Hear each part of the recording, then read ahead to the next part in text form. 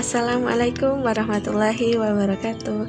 Sebelumnya, perkenalkan nama saya Eva Zaskia Angelista, mahasiswa angkatan 2020, program studi Kimia, Fakultas Matematika dan Ilmu Pengetahuan Alam, Universitas Lampung.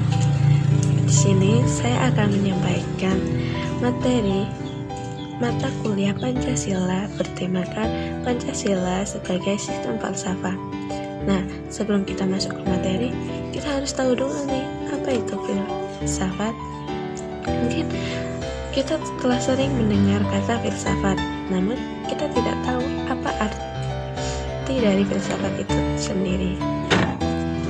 Dari segi etimologi, filsafat berasal dari istilah filosofia atau filosofis yang diambil dari bahasa Yunani. Philo sendiri memiliki arti cinta, lalu Sophia memiliki arti pengetahuan, hikmah, dan kebijaksanaan. Sehingga jika didefinisikan, maka filsafat dapat diartikan sebagai gagasan yang penuh pengetahuan, hikmah, dan kebijaksanaan. Sedangkan jika secara umum, filsafat merupakan ilmu yang membahas segala fenomena yang ada di dalam kehidupan, serta pemikiran manusia secara skeptis dan secara kritis. Dan kalian perlu ketahui bahwa istilah filosofis pertama kali digunakan oleh Pythagoras. Kala itu, ketika Pythagoras ditanya, "Apakah engkau seseorang yang bijaksana?" Dengan rendah hati, Pythagoras menjawab, "Saya hanyalah filosofis, yakni orang yang mencintai pengetahuan." Jadi, dari pengalaman Pythagoras tersebut kita mengetahui bahwa filsafat itu berarti mencintai pengetahuan. Dan perlu kita ketahui juga, filsafat itu ada banyak macamnya loh. Yang pertama yaitu filsafat estetika. Dari kata estetika tersebut kita telah mengetahui ya kalau filsafat yang satu ini membahas dan mempelajari keindahan serta mencari tahu bagaimana keindahan tersebut dapat dibentuk.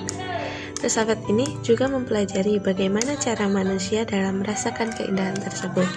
Dan yang kedua yaitu filsafat etika. Filsafat etika mempelajari mengenai aturan serta norma dalam masyarakat yang digunakan dalam berperilaku. Dengan kata lain, filsafat ini digunakan sebagai pedoman untuk menunjukkan mana yang baik dan mana yang buruk untuk dilakukan. Yang ketiga, filsafat metafisika.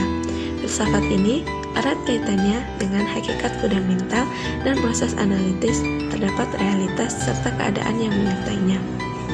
Dan cabang filsafat yang keempat yaitu filsafat logika, merupakan cabang yang mendalami bagaimana kemampuan seseorang dalam berpikir secara cepat dan tepat. Dan yang kelima adalah filsafat epistemologis, merupakan jenis filsafat yang secara khusus membahas mengenai pengetahuan. Dan yang terakhir yaitu filsafat ilmu. Pada dasarnya, filsafat ini merupakan cabang dari filsafat epistemologis.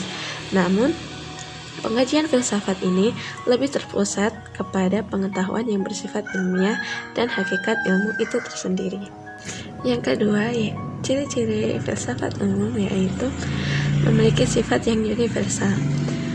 Secara umum, pemikiran filsafat memang tidak ada sangkut pautnya dengan objek-objek tertentu atau cenderung bersifat umum atau universal.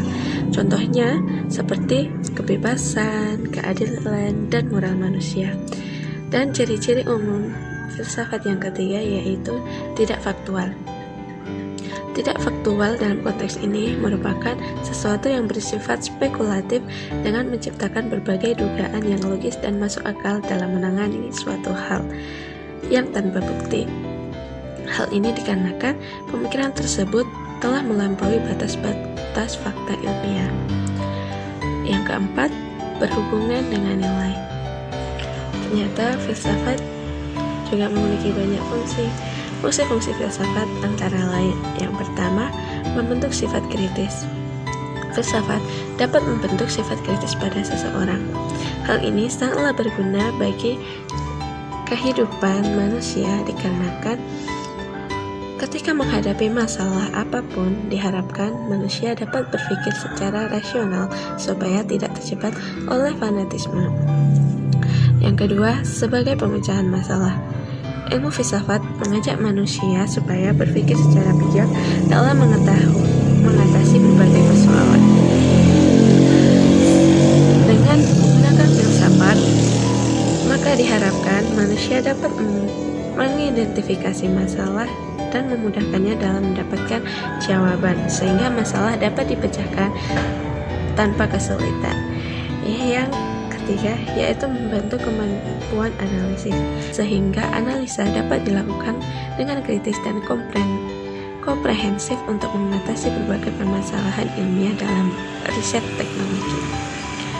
Yang keempat dan yang terakhir, yaitu menambah pengalaman. Melalui ide-ide baru, filsafat dapat membentuk pengalaman kehidupan manusia secara kreatif, sehingga semakin banyak rasa ingin tahu manusia dan keinginan untuk mencarinya, maka pengalaman akan terus-menerus bertambah. Setelah mengetahui apa itu filsafat, kita lanjut masuk ke materi, yaitu Pancasila sebagai sistem filsafat. Pancasila dapat digolongkan sebagai filsafat dalam arti produk, sebagai pandangan hidup, dan dalam arti praktis, berarti filsafat Pancasila mempunyai fungsi dan peranan sebagai pedoman dan pegangan dalam sikap, tingkah laku, dan perbuatan dalam kehidupan sehari-hari, baik dalam bermasyarakat, berbangsa, dan bernegara bagi bangsa Indonesia. Nah, kita harus tahu dulu dong, filsafat Pancasila itu apa?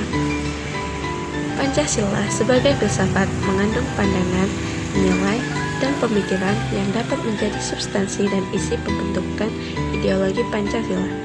Filsafat Pancasila dapat didefinisikan secara ringkas sebagai refleksi kritis dan rasional tentang Pancasila sebagai dasar negara dan kenyataan budaya bangsa Indonesia, dengan bertujuan untuk mendapatkan pokok-pokok pengertiannya yang mendasar dan menyeluruh.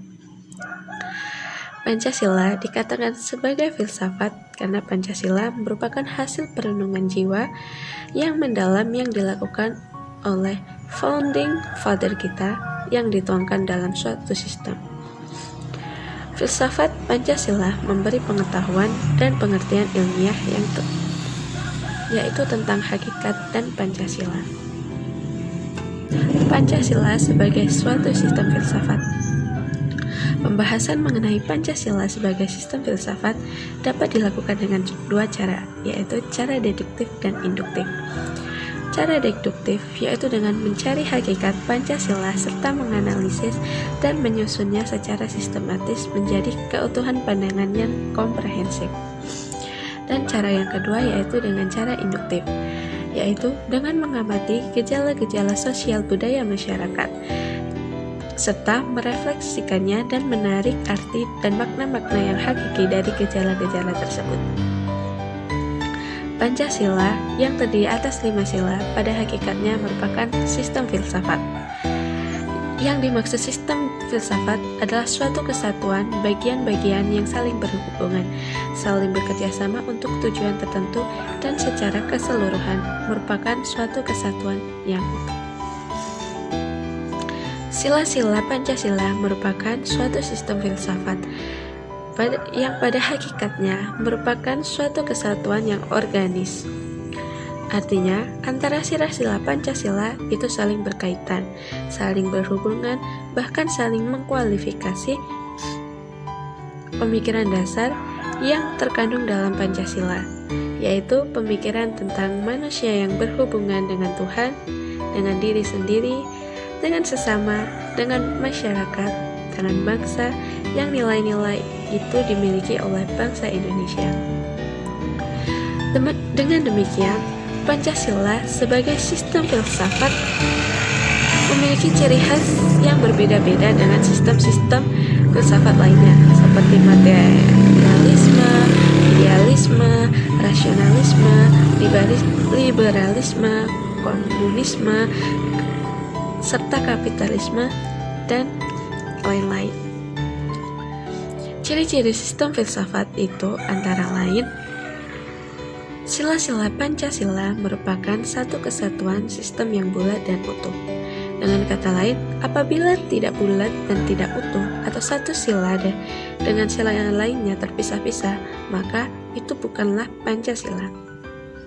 Susunan Pancasila dengan suatu sistem yang bulat dan utuh dapat digambarkan sebagai berikut, yaitu yang pertama, Tuhan sebagai kausa prima.